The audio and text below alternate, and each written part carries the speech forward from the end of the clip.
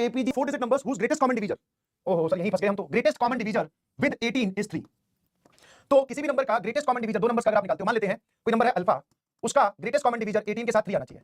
Sir greatest common divisor को ही बचपन में बताया था हाईएस्ट कॉमन फैक्टर बोलते हैं, हाँ बचपन में बताया गया था आपको कि ग्रेटेस्ट कॉमन डिवीजर। सर ये निकालते कैसे हैं भाई, पूरा बेसिक से पढ़ ले एकदम। दो नंबर्स का अगर आप कभी भी ग्रेटेस्ट कॉमन डिवीजर निकालते हो तो आप दोनों की पहले प्राइम फैक्टराइजेशन कर लो।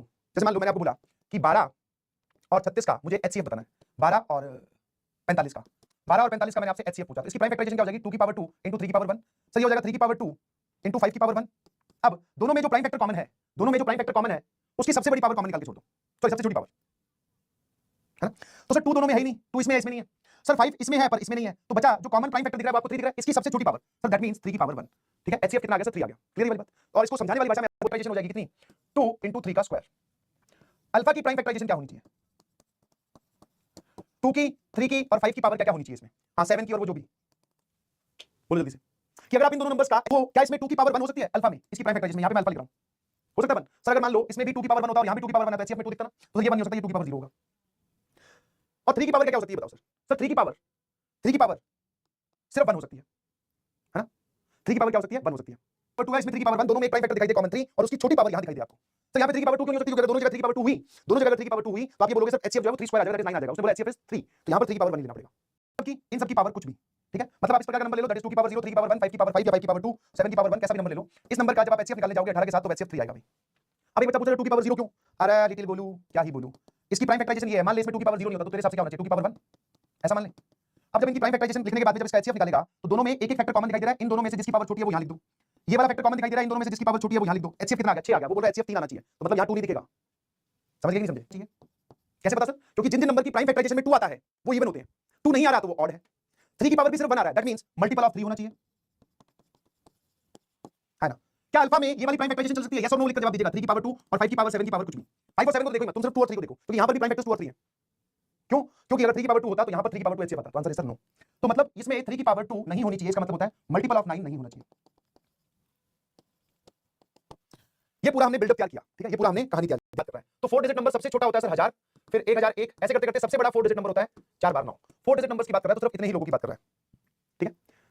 अल्फा क्या क्या हो सकता है, अल्फा सर ऑड होना चाहिए, 4 डिजिट नंबर होना चाहिए, क्योंकि अल्फा यहां से उठाओगे, मल्टीपल ऑफ 3 होना चाहिए, मल्टीपल ऑफ 9 नहीं होना चाहिए। मैंने मल्टीपल ऑफ 3 लिखना स्टार्ट कर, तो इन सभी में से सबसे पहला मल्टीपल ऑफ 3 आएगा 102। क्या मैं 102 ले सकता हूं, नहीं सर ये एक इवन नंबर है, हमने ऑड बोला है, तो 102 लिखूंगा, फिर मैं क्या लिखूंगा 105, फिर 108, फिर 1011, ऐसे लिखता मैं। बट सर ये नहीं चलेंगे इवन वाले, समझा नहीं, समझा, ये इवन वाले नहीं चलेंगे, क्यों, क्योंकि देख लो अगर अल्फा आपने ये लिया तो ये एक इवन नंबर है जिसमें हमें बोला गया कि ऑड होगा, 2 की कोई पावर आनी नहीं चाहिए। तो बेसिकली सर अल्फा क्या निकल के आया, अल्फा निकल के आया 1005, 1011, मतलब आप क्या कर रहे हो, एक एक मल्टीपल इवन वाला छोड़ दो फिर लिखते जाओ, है ना। 105, 1011, इसमें अगर 3 जोड़ो तो 10 कितना आ जाएगा 14, 1014 जोड़ दो अगला 1017, ऐसे चलता जाएगा, ठीक है। सर लास्ट में जब आप ये पूरी कहानी मल्टीपल ऑफ 3 लिखते जाओगे जो कि ऑड नंबर हो तो ये भी आएगा, है ना। अब सर ये जो आपने नंबर लिखे ना, इसमें आपने दोनों काउंट कर लिए, इसमें ऑड नंबर तो है, इसमें मल्टीपल ऑफ 3 भी है, इसी में ही मल्टीपल ऑफ 9 भी बैठे हैं, हाँ जैसे एक एग्जांपल ये वाला, ये तो मैंने कहा एक बार बताना, ये नंबर है कितने टोटल, अगर मैं इनके नंबर काउंट करूं, नंबर ऑफ टर्म्स अगर मैं आपसे पूछूं तो नंबर ऑफ टर्म्स के लिए मैंने क्या किया, सुन जाना। तो लास्ट टर्म ये सब एपी में है, क्यों, क्योंकि जाते वक्त आपने कितना जोड़ा 6 जोड़ दिया, यहां से यहां जाते वक्त कितना जोड़ दिया 6 जोड़ दिया, तो बेसिकली सर ये क्या बन रही है, एक एपी बन रही है।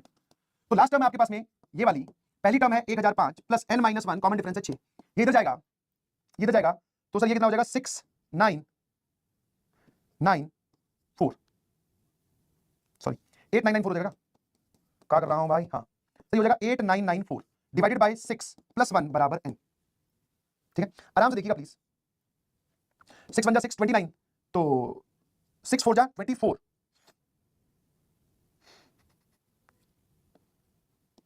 सर n की वैल्यू आ गई 1500,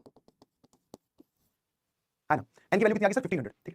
हाँ क्योंकि यार 1499 प्लस 1, ठीक है, I believe this is clear. तो यहां पर इस एपी में टोटल 1500 टर्म्स लिखी हुई है, बट सर इसमें दोनों काउंट कर लिया आपने, मल्टीपल ऑफ 3 भी और मल्टीपल ऑफ 9 भी, तो मैंने कहा इसमें से मुझे मल्टीपल ऑफ 9 बता दे, what are the multiples of 9, क्योंकि वो हमें काउंट नहीं करने। तो मल्टीपल ऑफ 9 सर ये रहा 10, पहला मल्टीपल ऑफ 9, ये 3 से डिवाइड हो रहा है, 9 से नहीं हो रहा। तरीका पता है ना, किसी भी नंबर को 3 से डिविजिबल चेक करने का, उसका सम जो है वो सम ऑफ द डिजिट्स जो है वो 3 से डिविजिबल होना चाहिए, किसी भी नंबर को 9 से डिविजिबिलिटी चेक करने का, उसका सम ऑफ द डिजिट्स जो है वो 9 से डिविजिबल होना चाहिए, ठीक है। 1077 सॉरी 1017, इसमें 9 जोड़ेंगे तो सर इसमें अगर आप 9 जोड़ दोगे तो आ जाएगा 1026, बट 1026 आपने यहां काउंट नहीं किया, मैंने ठीक है भाई, तो इसमें हम क्या करें 18 जोड़ दें, ठीक है ना, प्लस 18 कुछ भी नंबर आएगा 18, क्योंकि आपने एक बीच में मिस किया है, ठीक है। और लास्ट में सर ये वाला काउंट किया है, मैंने आपको क्या कैलकुलेट करने के लिए बोला कि इनमें से कितने नंबर्स ऐसे हैं बेटा जो मल्टीपल ऑफ 9 भी है, क्योंकि हमें वो हटाने हैं, ठीक है। तो मल्टीपल ऑफ 9 पहला ये है, दूसरा अगर आप इसमें 9 जोड़े कोई बच्चा तो आएगा 1026, 1026 इसके अंदर है ही नहीं, मैं यहां से पूछ रहा हूं कितने मल्टीपल ऑफ 9 है, पहली टर्म है 1017 n माइनस 1, मतलब इसमें टोटल नंबर ऑफ नंबर्स कितने उसकी बात कर रहे हैं, और मल्टीप्लाइड बाय कॉमन डिफरेंस 18। जब इधर जाएगा सर, ये आ जाएगा 2, ये आ जाएगा 8 9 8982, ठीक है, 8982 डिवाइडेड बाय 18 है ना, तो ये 2 और ठीक है, यहां पर 9, यहां पे आ जाएगा 4 4 है ना, 4 2 जा 8 9, ये वाली चीज 10 और 8 18, बिल्कुल सही। 9 5 जा 45, 9 4 जा 36, फिर यहां बनेगा 90 9 4 जा 36, 4 8 बच रहा है, 8 ये और 89 आ जाएगा है ना, तो 72 72, ठीक है सर, एक और 8 बचेगा, यहां से n की वैल्यू 500 आ गई भाई, एक बार एग्री कर दो यहां से सॉल्व करने पर, है ना, 500 कैसे सर, इसको डिवाइड कर दो 500, ठीक है जी। अब हमारा एफएनएफ बताओ, what is your FNF? Sir sir total 4 digit numbers जो कि मल्टीपल ऑफ 3 है वो आए आपके पास में टोटल 1500, इन्हीं में से ही मल्टीपल ऑफ 9 कितने हैं सर, वो है 500। हमें कौन से नंबर चाहिए जो मल्टीपल ऑफ 3 हो, मल्टीपल ऑफ 9 ना हो, तो final answer is that is 1500 minus 500, that is 1000 1000 is your FNF.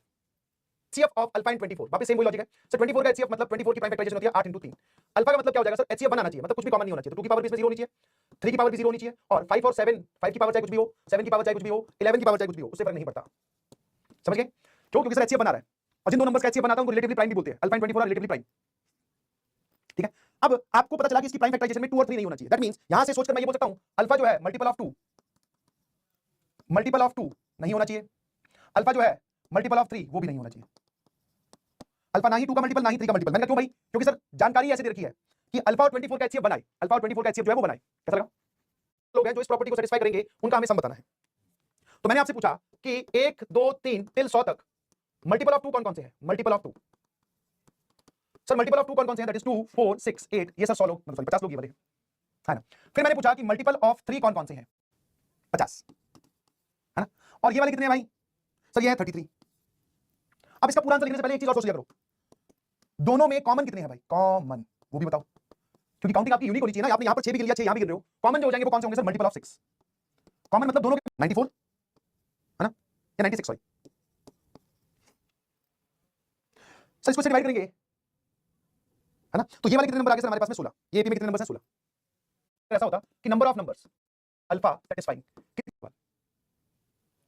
तो इस प्रॉपर्टी को जो ना ही मल्टीपल ऑफ 2 ना ही मल्टीपल ऑफ 3 हो, तो एक बच्चे ने बोला स्टूडेंट ए कि सर 100 में से 50 और 33 दोनों घटा दो, फिर एक बच्चे ने बोला कि सर 100 में से 50 33 और 16 दोनों तीनों घटा दो, फिर एक बच्चे ने बोला कि सर 100 में से 50 और 33 दोनों घटा दो पर 16 जोड़ दो। ये है जी ऑप्शन ए, ये है जी ऑप्शन बी, और ये वाला है ऑप्शन सी। इन तीनों में से करेक्ट आंसर कौन सा है, उनमें से ये दोनों घटा दो, multiple of 2 and multiple of 3।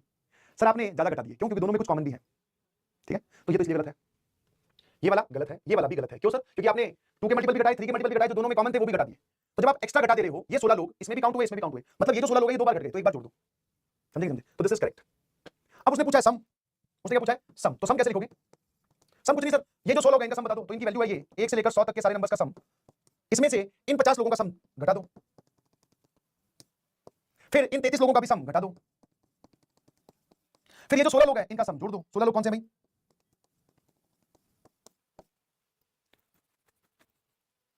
है ना, तो सर एक एलिमेंट है, रो 2 में 2 एलिमेंट्स हैं, रो 3 में 3 ही एलिमेंट्स हैं, रो 4 में 4 एलिमेंट्स हैं, तो रो 10 में टोटल नंबर ऑफ एलिमेंट्स कितने होंगे, एलिमेंट्स ये टोटल कितने होंगे सर, दैट आर 10। ये बात समझ में आती है, हां जी। दूसरी चीज ध्यान देने वाली है कि सर ये सारे लोग एपी के हैं, तो इनमें कॉमन डिफरेंशियल कितना रहा है, 3 3 3 3 3, तो सर ये एक एपी है जिसमें नंबर ऑफ टर्म्स आपको 10 पता चल गया, और इसका जो कॉमन डिफरेंस है ये 3 होगा। तो मैंने कहा समस्या क्या है जो आपसे पूछा, उसमें दिक्कत क्या है, बोले सर ये पता करना है इसकी पहली टर्म कौन सी है, what is the first term, है ना, what is the first term, क्योंकि आपको फर्स्ट टर्म पता चल जाए, नंबर ऑफ टर्म्स पता है, कॉमन डिफरेंस पता है, फार्मूला से सारा एकदम तैयार है। तो मैंने कहा इसको तो ऐसे सोचो कि इन सारी एपी उसने तो रंग बिरंगे तरीके से लिख दिया, तो इसको सही से लिख ले, फिर 2 फिर 5 फिर 8 फिर 11 फिर 14 फिर 17, ऐसे करके ये पूरी पूरी एपी आपने लिख ली। अब इसको ऐसे देख, रो 1 में एक एलिमेंट चला गया, रो 2 में 3 एलिमेंट चले गए, रो 2 तक, ऐसे बोलो रो 2 तक कितने एलिमेंट चले गए, 3, रो 3 तक कितने एलिमेंट चले गए सर, टोटल ये वाले, है ना।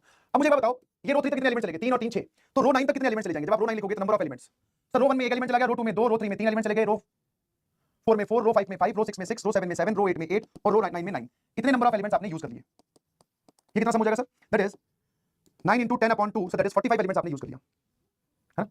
तो मतलब जब रो 10 की बारी आई तो उसके लिए यहां पर ये वाला कौन सा एलिमेंट प्रेजेंट है सर, 46 टर्म प्रेजेंट होगी। इस एपी की पहली टर्म आपने रो 1 में भेज दी, बाकी दो आपने दूसरी रो में भेज दी, उसकी अगली 3 तीसरी रो में भेज दी, तो रो 9 बनाते बनाते आपने कितनी टर्म्स वहां भेज दी, नंबर ऑफ टर्म्स पूछ रहा हूं, तो रो 1 में एक यूज होगी, रो 2 में 2, रो 3 में 3, रो 4 में 4, ऐसे करते करते रो 9 तक हमने इतने एलिमेंट्स यूज कर लिए, दैट इज 45। मतलब सर जब रो 10 बननी स्टार्ट होगी तो इस एपी की 46 टर्म यहां आएगी, ठीक है, तो ये वाली जो टर्म हो जाएगी that is 46 term of AP. 46 term लिख लो, दैट इज 45 into 3। ये कितना आ गया भैया? 137 आ गया क्या? है ना? अरे 15 45 3 15 12 और 1 13 135 प्लस 2 137। सर इसकी पहली टर्म 137 होगी। खत्म। अब इसका आंसर बता दो क्या पूछ रहा है सर? वो इन सबका सम पूछ रहा है। तो total number of terms are 10, 2 into a plus n minus 1 9 into common difference that is 3 plus हो 5 50। बहुत बढ़िया, शाबाश। दो एपीज दी जाए, उसमें कॉमन टर्म्स लिखनी हो, तो number of common terms of, जैसे पहले वाली एपी है, प्रोसीजर समझ लीजिए, फिर लगाना प्लीज फटाफट। सर ये लिखा हुआ है 3, फिर लिखा हुआ है 7, फिर लिखा हुआ है 11, ऐसे करते करते ये एपी जो है वो 407 तक लिखी हुई है। दूसरी जो आपको एपी दे रखी है, हेलो हेलो, सामने देखते रहना बे, इसमें आपको कॉमन टर्म्स पता करनी है दो एपीज में, ठीक है? अब यहां पर मैं लिख रहा हूं कॉमन टर्म्स। प्रोसीजर क्या है ध्यान सुनना, है ना? प्रोसीजर क्या है वो ध्यान सुनना, टिक कर। तो जैसे 3 7 11, थोड़ा सा और आगे चलूंगा तो इसमें कॉमन डिफरेंस, इसका कितना कॉमन डिफरेंस? इसका कॉमन डिफरेंस है 4, और इसका कितना कॉमन डिफरेंस? इस एपी का कॉमन डिफरेंस है सर वो 7। क्या है? अच्छा 709, ओहो जीडी बीडी हो गई है भाई। 7 4 11, 11 और 4 15, 15 और 4 19, 19 और 4 23, कितना जाएगा? इसमें भी कुछ दो चार टर्म्स लिख लो, 2 9 16, 16 और 7 23। हाँ सर दोनों में हमें first common term by observation, that is first common term ये दिखाई दे रही। एक कॉमन टर्म पता कर ली, तो दो एपी में जो कॉमन टर्म आता है, मतलब इंटरसेक्शन आता है दोनों में कॉमन टर्म्स, वो खुद एक एपी बनाता है। उस एपी की पहली टर्म आपको पता चली, इस एपी का जो कॉमन डिफरेंस निकालने का तरीका है वो एलसीएम ऑफ d1 d2 हो जाएगा। इस केस में आप बोल दोगे 7 और 4 का एलसीएम आ गया सर 28 28, ठीक है ना? इस केस में क्या बोल दोगे 28, तो अगली कॉमन टर्म आएगी 28 जोड़ने पर 11 और 51, फिर उसमें सर और 28 जोड़ दीजिए, ठीक है? ये हो जाएगा सर 79, ऐसे चलता जाएगा। आप इस बार स्टेप्स मैं रिपीट कर देता हूं, वो स्टेप्स क्या हैं कि कभी भी दो एपीज में आपको कॉमन टर्म निकालनी हो, सब 3 में निकालनी हो तो पहले 2 के लिए ये वाला काम कर, फिर जो तीसरी बची उसके साथ भी ये काम कर दे। तो 3 के लिए भी सेम प्रोसीजर है, 4 के लिए भी सेम प्रोसीजर है। क्या करना है भाई? पहली कॉमन टर्म ऑब्जर्वेशन से निकाल लो, ये जो कॉमन टर्म्स आएंगी ये खुद एक एपी बनाती है, उस एपी का कॉमन डिफरेंस कैसे निकाला जाता है? दोनों एपीज के कॉमन डिफरेंस का एलसीएम, है ना? तो सर कॉमन डिफरेंस का एलसीएम, तो कॉमन डिफरेंस का एलसीएम आ गया 28। अब इसमें बस एक ही चीज पूछता है कि इसमें total number of common terms कितनी है, तो इस एपी की लास्ट टर्म हम मान लेते हैं टीएन। और एक लॉजिकल सी स्टेटमेंट मैं आपसे पूछ रहा हूं, लॉजिकल बात, कि जो इस एपी की कॉमन टर्म वाली सीक्वेंस में जो एपी बन रही है उसकी जो टीएन होगी, that is last common term, this is called as last common term. Last common term इन दोनों में से किससे छोटी होनी चाहिए? ऑब्वियसली सर 407 से छोटी होनी चाहिए, क्योंकि 407 से बड़ी कोई भी टर्म कॉमन यहां नहीं दिखेगी ना, कॉमन का मतलब है तो दोनों में आए। तो TN is less than equal to 407, मतलब लास्ट कॉमन टर्म 407 भी हो सकती है या इससे कोई छोटी टर्म होगी। मतलब यहां पे कौन सा नंबर लिखा जाएगा? जो दोनों एपीज की लास्ट टर्म जिसमें छोटी हो वो यहां आएगा, ठीक है? अब मैंने पूछा कि ये टीएन बता दो ये क्या है? सर इस एपी की आप nth टर्म पूछ रहे हो, दैट इज 23 इसकी फर्स्ट टर्म है, n-1 और कॉमन डिफरेंस इसका सर हमने निकाला दैट इज 28। यहां से मुझे n-1 की वैल्यू बताओ, इनटू 28 यहां है, दैट इज 407 माइनस 23 और डिवाइडेड बाय 28 को इधर भेज दे रहा हूं और यहां से हटा दे रहा हूं, है ना? अब आप जब आप इस चीज को सॉल्व करोगे, ये वैल्यू कितनी आ रही है? लगभग 280, 32 8 और 11 15 10 14, है ना? 0 सर ये आ जाएगा 8 और 4 12, 420 सर ये आ रहा है n-1 इज 13 पॉइंट समथिंग, है ना? ये पूरा आएगा सर 13 पॉइंट समथिंग, तो यहां से n की वैल्यू आ जाएगी 14 पॉइंट समथिंग। इस इनइक्वालिटी से n की लार्जेस्ट वैल्यू बता दो, लार्जेस्ट वैल्यू हो जाएगी सर n की 14, ठीक है ना? ये वाली वैल्यू आ रही है 13 पॉइंट समथिंग, और जब 1 को उधर लेके जाऊंगा तो n की वैल्यू आएगी 14 पॉइंट समथिंग। सबसे बड़ी वैल्यू कौन सी होगी? n represent the number of terms, तो इंटीग्रल वैल्यू बतानी है, सबसे बड़ी वैल्यू आ जाएगी 14, 14 पॉइंट समथिंग से छोटा था, तो ये जो लार्जेस्ट वैल्यू है वही हमारा आंसर है। The number of common terms in this sequence is 14। एक बार पूरे स्टेप को ध्यान से देख लो, ये काम आपको बार-बार करना है। अब आगे बढ़ते वक्त हर एक टर्म को r से मल्टीप्लाई कर रहे हो, r से क्या कर रहे हो? मल्टीप्लाई कर रहे हो। तो यहां पर आपको एक दिखाई देती है जी जीपी, इसमें first term a common ratio r general term जिसको आप tr बोलोगे या tn बोलोगे, तो tn क्या हो जाएगा जल्दी से बता दे। तो देख लो t1 जो है वो है a into r की पावर 0, t2 जो है सर वो है a into r की पावर 1, t3 जो है तीसरी term that is a into r की पावर 2, यहां 3 तो यहां 2, यहां 2 तो यहां 1, यहां 1 तो यहां 0, तो tn कितना हो जाएगा? a r की पावर n-1 जनरल टर्म, ठीक है भाई? फिर sum of n terms of the GP जिसको हम n से डिनोट करते हैं, ये आता है a into r की power n-1 whole divided by r-1, ठीक है? अब यहां the sum of infinite terms of GP, तो sum of infinite terms of GP S infinity का फार्मूला होता है sir a upon 1 minus r, और ये आपसे तभी पूछा जाएगा या तभी वैलिड है जब कॉमन रेशियो की वैल्यू 1 और -1 के बीच में हो। a मतलब फर्स्ट टर्म, r मतलब common ratio, number of terms तो इनफाइनाइट है ही, ठीक है भाई? बस जीपी में हो, वहां पर आपने एपी में तो बता दिया था कि किसी भी सीक्वेंस को एपी में कैसे चेक करते हैं कि कॉन्सेक्यूटिव टर्म्स का डिफरेंस कांस्टेंट आना चाहिए। यहां पे कॉन्सेक्यूटिव टर्म्स का डिवीजन कांस्टेंट आना चाहिए, मतलब t2 से t1 को डिवाइड करो, t3 से t2 को डिवाइड करो, मतलब हर अगली टर्म को उसकी पिछली टर्म से डिवाइड करके देखो, अगर वो रेशियो जो है वो सेम आ रहा है, that means that sequence is GP. अगर वो बोल रहा है कि एबीसी जीपी में है, तो मतलब सर वो ये बोलना चाह रहा है कि जब हम t2 को t1 से डिवाइड करेंगे और t3 को t2 से डिवाइड करेंगे तो वैल्यू बराबर आएगी। इसको इधर मल्टीप्लाई कर और इसको इधर मल्टीप्लाई कर, दैट इज b² बराबर ac आ गया, ठीक है भाई? है ना? तो इसी चीज को आप ऐसे भी बोल सकते हो, that is square of middle term, square of middle term is equal to product of other to,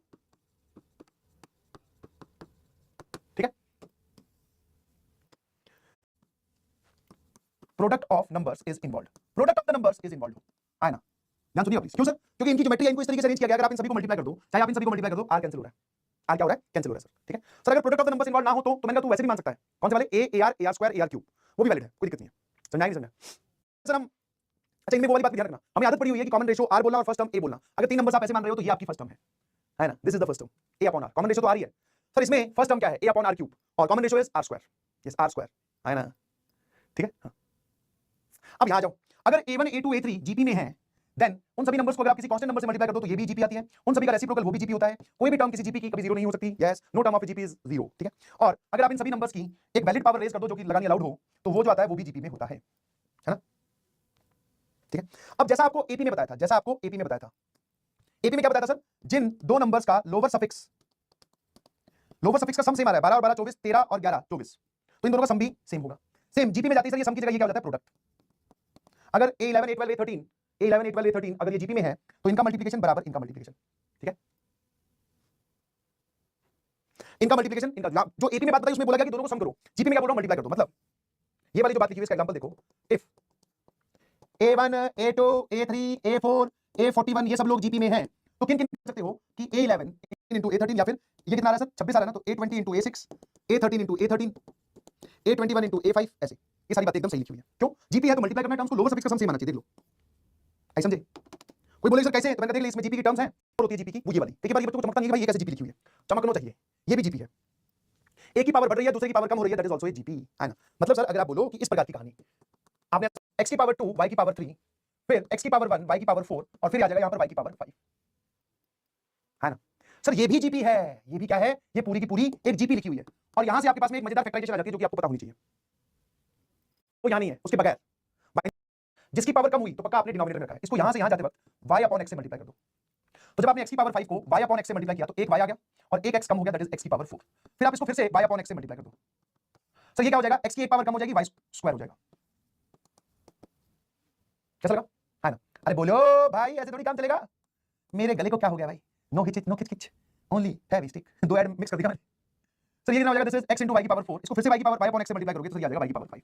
अबे दिखा, नहीं बताओ पहले आराम से, छोटे के लिए बता दो शायद तुम्हें यहां से दिखे। अगर मैं इस जीपी की फर्स्ट टर्म की बात करूं, what is a first term? So that is x की power 5, common ratio y upon x, जिसकी पावर बढ़ रही है वो न्यूमरेटर में, जिसकी पावर घट रही है वो डिनोमिनेटर में।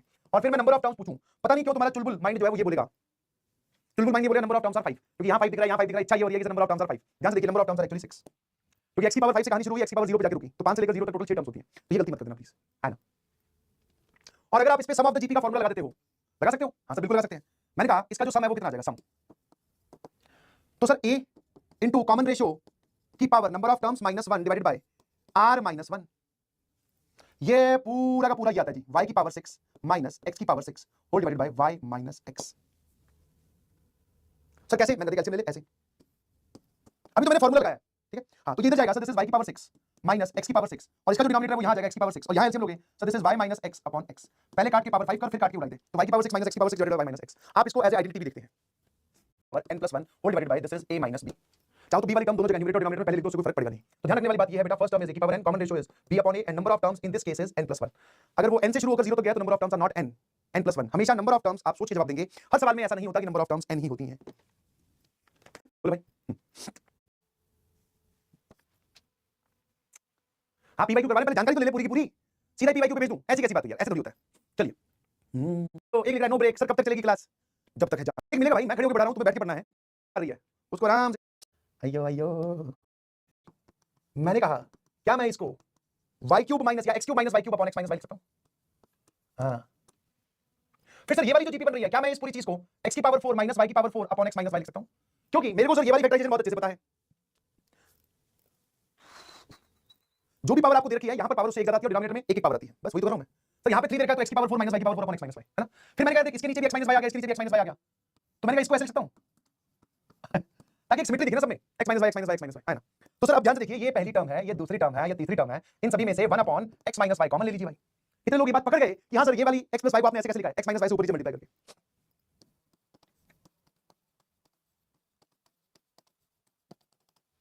इनफिनिटी तक जा रहा है सर, इनफिनिटी तक, बहुत बढ़िया, ये तो लिखा हुआ है।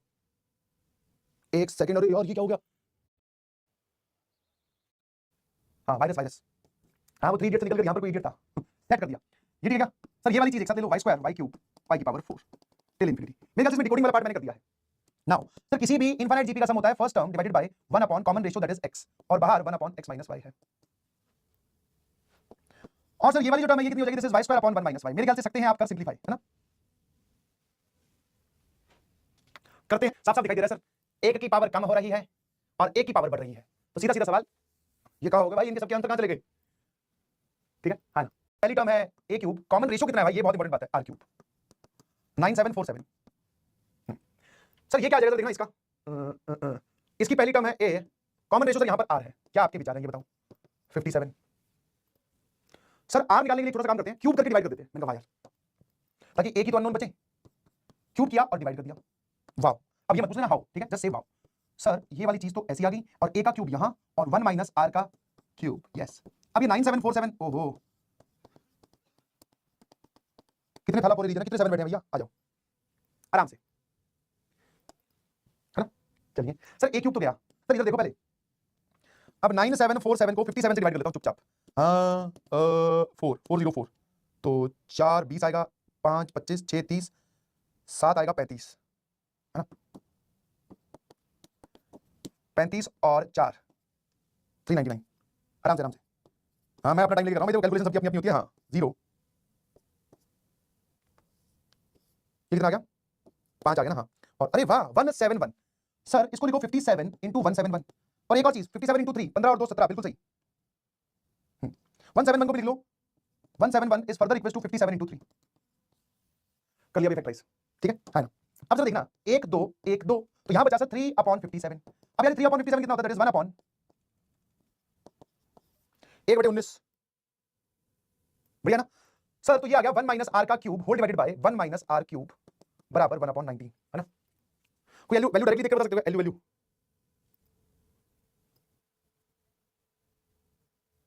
a square plus b square plus ab, है ना? हाँ तो सर ये आ जाएगा 19 और this is r square plus r plus 1।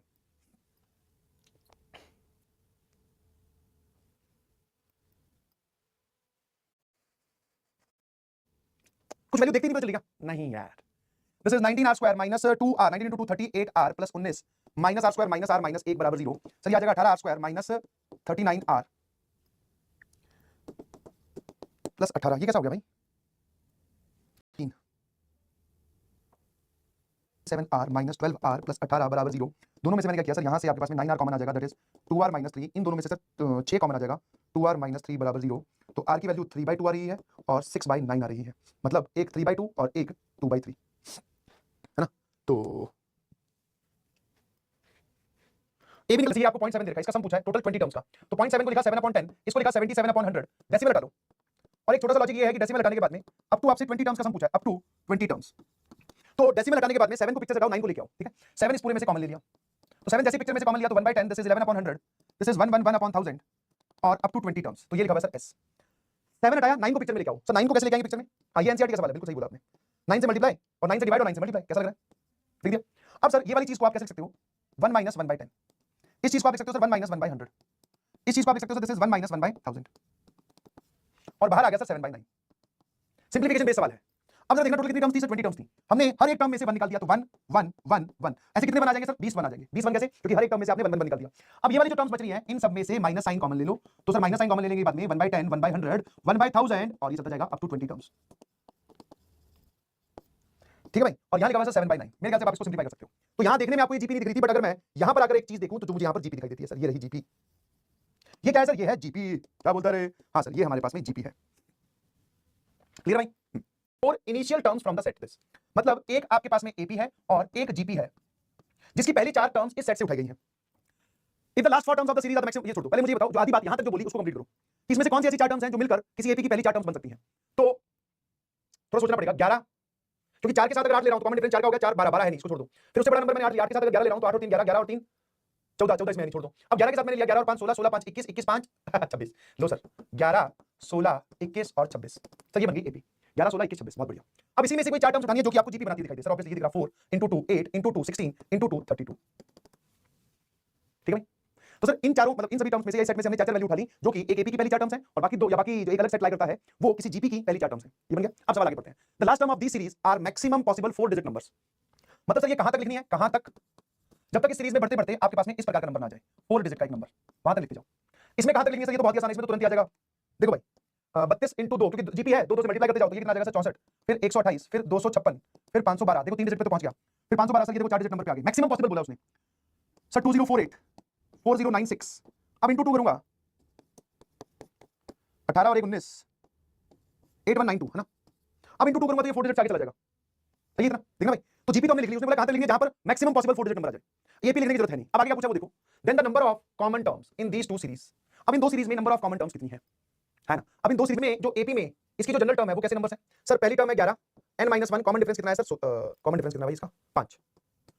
तो सर ये अंदर में जो गई आ जाएगा 5n - 5 + 11 दैट इज 5n + 6। मतलब मैं ये बोल सकता हूं इस पूरी एपी में वो वाले नंबर्स हैं जिनको 5 से अगर डिवाइड करें तो रिमाइंडर चाहिए आएगा। सर रिमाइंडर कभी नंबर से बढ़ा सकता है जिससे आप डिवाइड करो, मैंने गलत बात, तो फिर मैं इसको सही कैसे बोलूं। यहां पर वो सारे नंबर्स हैं जिनको 5 से डिवाइड करने पर रिमाइंडर बनाएगा। These all numbers are of the form जिनको 5 से डिवाइड करने पर रिमाइंडर बनाएगा। यहां पर कौन-कौन से हैं जिनको 5 से डिवाइड करने पर रिमाइंडर बना रहा है सर, एक ही रहा है ना। और बहुत आसानी से दिख जाता है 5 से डिवाइड करने पर रिमाइंडर 1, जो 5 के अगला हो, जैसे 255 इसके नजदीक होगा, एक ही रहा, ठीक है। और सर जैसे 4095, तो 4095 की अगली टर्म ये लिखी हुई है, एक ही रहा। बाकी इन सबको 5 से डिवाइड करोगे रिमाइंडर, जैसे इसमें कितना आएगा 4, इसमें कितना आएगा 3, इसमें आएगा 2, इसमें 4, इसमें 3, इसमें 1, ऐसे। तो सर यहां पर वो वाले नंबर्स हैं, ये सारे नंबर्स आपको यहां दिखाई देंगे। बोलो भाई, तो दोनों में कॉमन टर्म्स कितनी है। अच्छा एक बच्चा पूछता है सर 4096 इसमें आ जाएगा, बिल्कुल आ जाएगा भाई, 4096 इसमें जरूर आ जाएगा क्योंकि 4 नंबर तो आप जा ही हो, 5n + टाइप के नंबर है, 5n + 1 टाइप के नंबर है। तो हमारा fnf क्या हो जाएगा sir, full and final are 3 common terms भी है, 3 कॉमन टर्म्स है, समझेंगे समझे। बोलो क्या बात परेशान करिए, आराम से पूछिए, कोई दिक्कत नहीं है। 17 का इसमें क्या बोला जा रहा है ध्यान से देखो, बस जब भी कभी ऐसे मल्टीपल वेरिएबल आ जाए विद पावर 2 और 3, मल्टीपल वेरिएबल्स विद पावर 2 और 3, तो यहां से हम क्या सोचते हैं सर, या तो हम परफेक्ट स्क्वायर बनाने की कोशिश करते हैं या हम कोई आइडेंटिटी यूज करने की कोशिश करते हैं। आइडेंटिटी का बताइए सर आपने बेसिक मैथमेटिक्स में, परफेक्ट स्क्वायर क्वाड्रेटिक में। आगे चल के तुम पेशेंट्स को देखोगे, यहां पे ये सारे पेशेंट ही तो हैं, अभी देख लो इनको, है ना। यस चलिए जी, तो मुझे यहां पर दिखाई देता है इनटू a का होल स्क्वायर, 3 का स्क्वायर 9, 5 का स्क्वायर 25 और a स्क्वायर। फिर जब ये आएगा तो ये कितना आ जाएगा, दिस इज 3 इनटू b का होल स्क्वायर। आहा, इसको अंदर भेजा सर, ये आ जाएगा 5 इनटू c का होल स्क्वायर। वाओ। फिर ये वाली जो टर्म है ये इस तरफ लिखी होती है, आ जाएगा -15 इनटू 3ab। मतलब सर ये वाली जो टर्म है इसको लेफ्ट में ले जाके लिख रहा हूं, ये लिखा हुआ है 45ab। फिर सर ये लिखा हुआ है 15bc, तो -15bc, और यहां पर हमारे पास में एक टर्म लिखा हुआ है -25 3 75 75ac। ये वाली टर्म होगी सर। अब जरा देखना परफेक्ट स्क्वायर अगर बनता है तो 2ab वाली टर्म में यहां पर हमें 2 की कमी महसूस हो रही है, 2 से मल्टीप्लाई कर दूं, बट मुझे साफ-साफ दिखाई दे रहा है कि सर ये लिखा हुआ है 15a का होल स्क्वायर, और ये लिखा हुआ है सर 3b का होल स्क्वायर, और ये लिखा हुआ है 5c का होल स्क्वायर, माइनस जहां पर a इंटू b आ रहा है वहां पे 45 भी दिख रहा है, तो इसको आप 45ab को 15a इंटू 3b लिख सकते हो सर। जहां पर b इंटू c आ रहा है, साथ में 5 और 3 है, तो यहां 15 बन रहा है, बिल्कुल सही। इसको आप 3b इंटू 5c लिख सकते हो सर, इसको। और माइनस के बाद में जहां पे 75 आ रहा है तो 15 इंटू 5 75, बिल्कुल सही, 15a इंटू 75c लिख सकते हो। अगर मैं थोड़ी देर के लिए आपको ऐसे बोलूं कि ये लिखा हुआ है सर x, और ये है सर y, और ये है जी z, तो x square plus y square plus z square minus ये क्या लिखा हुआ है सर xy, ये क्या लिखा हुआ है सर yz, और ये क्या लिखा हुआ है सर माइनस zx बराबर 0। अब अकॉर्डिंग टू आइडेंटिटी ये कब होता है जी, या तो x बराबर y बराबर z हो जाए, या फिर x plus y plus z बराबर 0 आ जाए, है ना। हाँ यहां पे 5 आएगा, जीडीबीडी में प्रिंटिंग मिस्टेक, 15a 3b बराबर 5c, या फिर इसका मतलब क्या है सर, इसका मतलब है 15a plus 3b plus 5c बराबर 0। क्या ये चीज पॉसिबल है, तो आंसर है सर नो। क्यों, ध्यान से देखो, उसने बोला है abc are any 3 positive numbers, तो जब ये पॉजिटिव है तो सर ये तो 0 हो नहीं सकता, तो ये चीज होगी। अब यहां से वो abc के बारे में बात कर रहा है, तो इसको एक काम करो, अल्फा के बराबर मान लेते हैं, तो a की वैल्यू आ गई अल्फा बटे 15, सर b की वैल्यू आ गई अल्फा बटे 3, और c की वैल्यू आ गई सर अल्फा बटे 5। अब देख लेते हैं सर क्या आ रहा है, क्या b c a मतलब b c और a ये जीपी में है क्या, मतलब बीच वाले का स्क्वायर अल्फा स्क्वायर बटे 25 इन दोनों के मल्टीप्लिकेशन के बराबर नहीं सर, 15 3 45 नहीं है। b c a ap में है क्या, मतलब सर b c अगर ap में है तो वो ये बोलना चाह रहा है 2 गुना ये वाला a और b का सम करूं अगर मैं, तो 15 एलसीएम आ जाएगा, वहां जाएगा 5, तो अल्फा बटे 15 प्लस अल्फा बटे 3 यहां पे आ जाएगा 15 सर अल्फा, और यहां आ जाएगा 5 अल्फा, 6 अल्फा बटे 15, जिसको आप बोल सकते हो 3 अल्फा अपॉन 5, और ये इन दोनों का सम तो 11 से 3 अल्फा अपॉन 5, और इसका दुगना करोगे तो ये भी नहीं है। बहुत बढ़िया। अब आ जाओ sir ABC are in AP, तो ए और सी का सम बताना जरा, 15 एलसीएम 3 यहां 4, ए और सी का सम कितना आ रहा है, कुछ गड़बड़ कर दिया मैंने, 2 सम करना है भाई, अल्फा बटे 15 प्लस अल्फा बटे 3, 15 एलसीएम आ गया, अच्छा 5 अल्फा, 6 अल्फा बटे 15, तो इसको कैंसिल करूंगा तो ये कितना आ जाएगा, हाँ 2 अल्फा बाय 5 आ रहा है, जो कि इसका दुगना, बिल्कुल सही सही बोल रहे हैं तो ये वाली बात सही है sir, option B is correct. a और b, a3 be the square such that n greater than equals to 1. ठीक है? हाँ, the length of the side of the square an is equal to the length of the diagonal an plus 1. मतलब जो an के an plus 1 मतलब कोई भी एक स्क्वायर है मान लेते हैं, अगर मान लेते हैं इसकी साइड अल्फा है स्क्वायर में, तो डायगोनल की लेंथ कितनी होती है? √2 अल्फा. अब यहां से एक और स्क्वायर बनाओ जिसकी साइड लेंथ √2 अल्फा हो जाए, तो डायगोनल की लेंथ कितनी आ जाएगी सर? इसका square 2 alpha square 2 alpha square 2 alpha, है ना? ऐसे चलता जाएगा. क्लियर वाली चीज? हाँ जी. तो क्या बोला? a1 a2 a3 are the squares that n greater than equals to 1. The length of the sides of an is equal to the length of the diagonal an plus 1. तो जो स्क्वायर है an, उसकी तो side length वो किसके बराबर है sir? an plus 1 की डायगोनल के बराबर. मैं सिर्फ इतना जानना चाह रहा हूं कि कौन छोटा है, an छोटा है कि an plus 1 छोटा है? तो sir the length of the side of the an की जो साइड है वो an plus 1 की डायगोनल है. तो इन दोनों में से अगर मैं पूछूं कि an कौन सा है, तो सर an ये होगा और an plus 1 ये होगा. समझ में? कौन छोटा है सर? छोटा an plus 1 है, क्योंकि an plus 1 की डायगोनल की लेंथ, इसकी तो डायगोनल की लंबाई वो इसके लिए साइड की लंबाई है. ठीक है? The length of the a1, यहां से एक रिलेशनशिप बना दो भाई, क्या चल रहा है? Then the smallest value of an for which, ये वाला जो है ये an minus 1 होगा, फिर और बड़ा जो है सर वो an minus 2 होगा. ऐसे करते करते आपने यहां से स्टार्ट किया होगा, दैट इज इसमें उसने बोला कि 12 सेंटीमीटर लेंथ से हमने स्टार्ट किया, ये a1 है. ऐसे चल रहे हैं. ठीक है? समझ गए कि समझे? अरे बोलो यस सर, समझ गए हैं. तो कहानी हो क्या रही है? यहां से यहां बता साइड लेंथ कितनी कमजोर हो जा रही है. साइड लेंथ के साथ क्या हुआ सर? साइड लेंथ को आप जो भी स्टेप से स्टेप जा रहे हो √2 से डिवाइड कर रहे हो, है ना? यहां से यहां साइड लेंथ को सिर्फ देखो, साइड लेंथ डायगोनल से भूल जाओ, तो ये देखो √2 से डिवाइड कर रहे हैं, है ना? बहुत बढ़िया. तो ऐसे सोच कि अगर यहां से यहां जा रहे हो तो √2 से डिवाइड कर रहे हैं, तो फिर यहां से यहां मतलब इसका रिवर्स सोचे तो यहां पे पक्का 12 रही होगी. कैसा लगा? ईमान से बताइए, समझ में आएगी? समझ में? ठीक है? अब ऐसे करते करते उल्टा चलो, इसकी मुझे साइड लेंथ बता दीजिए.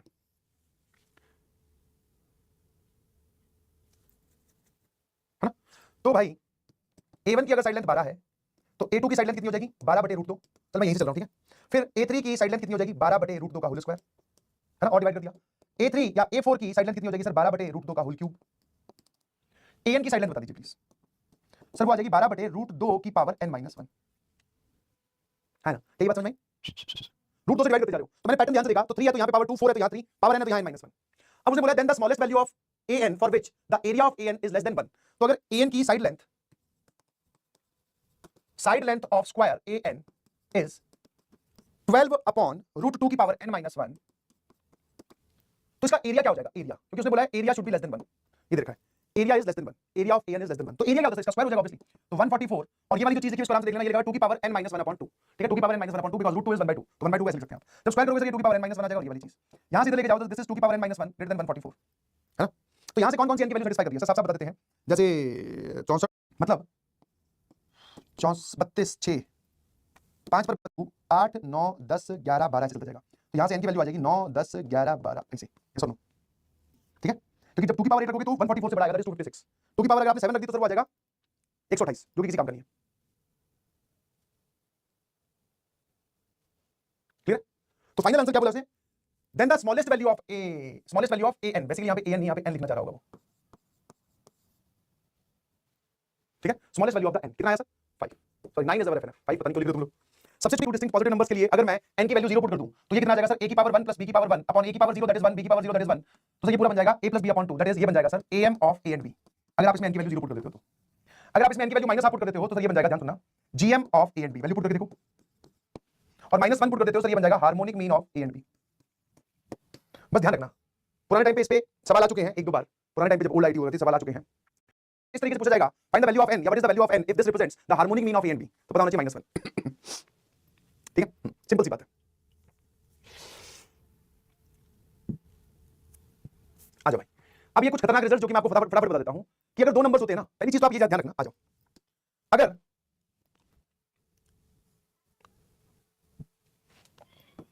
a और b दो नंबर्स हैं, इनके अरिथमेटिक मीन को a बोल रहा है, that is a plus b upon 2 को, और ये दो नंबर्स भी पॉजिटिव ध्यान रखना.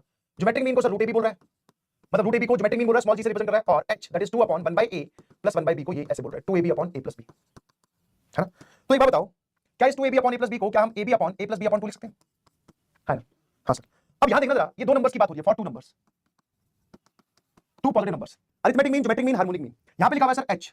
मैंने बोला यार ये ab क्या लिखा हुआ है? बोले सर इसका स्क्वायर. इसका स्क्वायर मतलब सर ये लिखा हुआ है g स्क्वायर. और मैंने कहा ये क्या लिखा हुआ है सर? ये तो ये लिखा हुआ है अपॉन a. मतलब यहां से आपको दिखाई दे रहा है जी स्क्वायर बराबर ए इंटू एच। क्या मैं ये बोल सकता हूं कि ए जी एंड एच या फिर एच जी एंड ए ये लोग जीपी में होंगे? क्योंकि हमें ये पता है कि जब तीन नंबर जीपी में होते हैं तो बीच वाले का स्क्वायर बाकी दोनों के मल्टीप्लिकेशन के बराबर आता है, तो वही तो रखा है। हाँ सर, तो दो नंबर्स के लिए आप ये भी बोल सकते हो कि एम जीएम एचएम किसमें होते हैं? जीपी में होते हैं। एम जीएम और एचएम किसमें होते हैं सर? जीपी में होते हैं। बहुत बढ़िया। फिर क्या आप मुझे क्वाड्रेटिक बता सकते हो जिसके रूट्स ए और बी हो? Quadratic with roots a and b. हाँ बस कुछ नहीं, अपीयरेंस का तरीका है और कुछ नहीं। तो सर बहुत सिंपल सी कहानी, हमें क्वाड्रेटिक बनानी आती है जिसके रूट्स ए और बी लिखने हैं सर, वहां पे sum of the roots minus sign के बाद में एक्स का coefficient sum of the roots होता है और यहां पर आता है sir product of the roots. मैंने बस तूने क्वाड्रेटिक ये लिखी है, वो भाई साहब उसको बात पची नहीं, वो बोलेगा मैं तो ऐसे लिखूंगा, मास्टर है ना फिर वो। तो a प्लस बी की जगह आप क्या लिख सकते हो? a प्लस बी की जगह 2a, तो this is 2 times capital A into x, और ab की जगह आप क्या लिख सकते हो? दैट इज जी स्क्वायर बराबर 0। बोले ठहर जा भाई, बोले नहीं रुकूंगा, क्यों मास्टर है ना वो। अब एक काम करिएगा सर, बोलेगा अब इससे सीधा चले लगाओ। अब क्या बोलेगा? सीधा चले लगा दो। अब इस क्वाड्रेटिक के फिर से रूट्स निकालो सर, वो तो a और b है। मैंने कहा नहीं मास्टर है ना वो। अब क्या करेगा? बोले इसके रूट्स निकालो कैपिटल A और कैपिटल G के टर्म्स में। तो minus b plus minus root under b square that is 4a square minus 4g square whole divided by 2 है ना। लो भैया, ये 2 ये 2 ये 4 ये 4 गया, तो यहां से दो रूट्स आ गए। एक आ रहा है a plus under root of a square minus g square and दूसरा रूट आ रहा है a minus under root of a square minus g square. तो वो जो दो नंबर आप लेके चले थे वो दो नंबर्स ये हैं। अब नाउ इनकी शक्ल कैसी होगी सर? ये अब एम जीएम के टर्म्स में है। तो बस इसी का रिजल्ट बना दिया भाई। Two positive numbers M GM HM GP में होते हैं, क्वाड्रेटिक जिसके रूट्स ए और बी हो वही होते हैं, and the two numbers are this. ठीक है। अब क्यूबिक की भी सेम सिनेरियो है सर। कोई भी अगर आपको क्यूबिक बनानी है जिसके रूट्स एबीसी हैं तो हम क्या करेंगे? एक्स क्यूब माइनस यहां पर हम लिखते हैं सम ऑफ द रूट्स, फिर यहां लिखते हैं हम sir product of the roots taken two at a time, plus minus alternate चलता है, और यहां लिखते हैं सर एबीसी बराबर 0। अब बस यहां से यहां जाना है आपको। कितने लोग बोलते हैं सर हम यहां से यहां जा सकते हैं? क्योंकि अगर तीन नंबर्स एबीसी है, क्योंकि अगर तीन नंबर्स ए बी एंड सी है तो इनका मुझे आप फटाफट अरिथमेटिक मीन बता दो, जिसको डिनोट किया जा रहा है एक बार यहां पर ए से, तो वो आएगा sir a plus b plus c upon 3। फिर मैंने बोला इनका ज्योमेट्रिक मीन बता दो जिसको डिनोट किया जा रहा है जी से, सर वो आ जाएगा a b c की पावर 1/3 है ना। फिर मैंने बोला इसका हार्मोनिक मीन बता दो जिसको डिनोट किया जा रहा है h से, तो 3 अपॉन 1/a 1/b 1/c। जब आप इसमें एलसीएम लोगे तो ये कितना आ जाएगा? 3abc अपॉन सर दो का multiplication ab plus bc plus ca।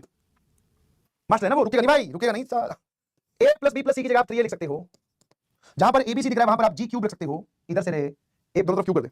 अब सर इसकी जगह लिख सकते हैं, देख यहां से ये टर्म इधर गई और ये वाली टर्म इधर आई, तो आप ab plus bc plus ca की जगह लिख सकते हो 3, और abc की जगह आपने अभी बताया जिसकी जगह g क्यूब, और यहां पे लिख सकते हैं सर h है ना। तो इसकी जगह उसने क्या लिख दिया sir? 3g cube upon h। तो ये क्यूबिक बन गई जिसके रूट्स कौन है? a b और c। बस अभी क्यूबिक किसके टर्म्स में है? a b c के am gm और hm के टर्म्स में है। a b और c के hm और gm और am के टर्म्स में है। कैसा लगा? छोटी छोटी बातें ध्यान रखना बस आपको। एक और, अगर तीन नंबर्स हो एपी में, तो ये जो बीच वाला नंबर है b is am of a and c।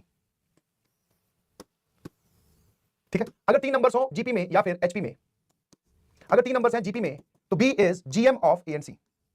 बीच वाला नंबर जो, ये तीन नंबर में खास बात है सिर्फ, तो बीच वाला जो नंबर होता है वो बाकी दोनों का ज्योमेट्रिक मीन होता है अगर जीपी में है तो। और अगर सर तीन नंबर एचपी में हो तो जो बीच वाला नंबर है that is harmonic mean of a and c।